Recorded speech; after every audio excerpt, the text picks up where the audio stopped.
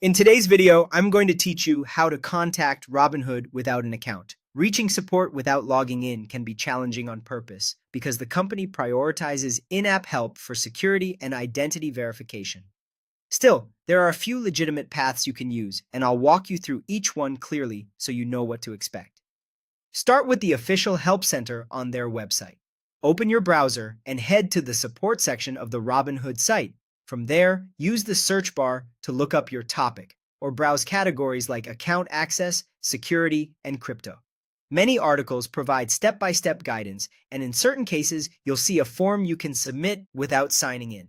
This is the only fully public support entry point, and it's the route the company recommends first. Take a moment to read related articles carefully. Often the solution or next action is linked within the page.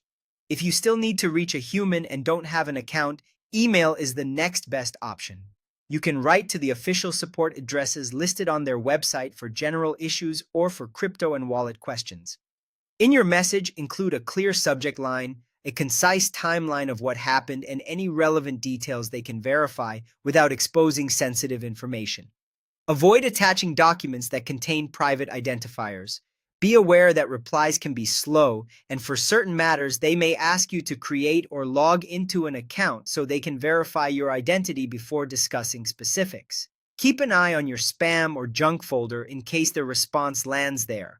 There are also limited phone lines published by the company for very specific needs, such as crypto or spending card issues, and a separate line for general information.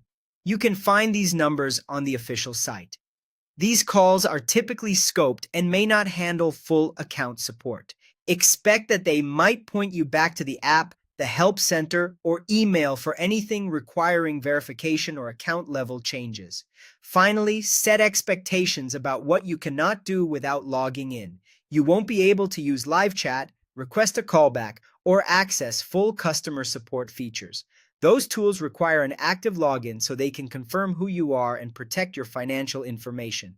To wrap up, start at the Help Center, escalate via the official support emails if needed, and use the limited phone lines only for the specific areas they cover.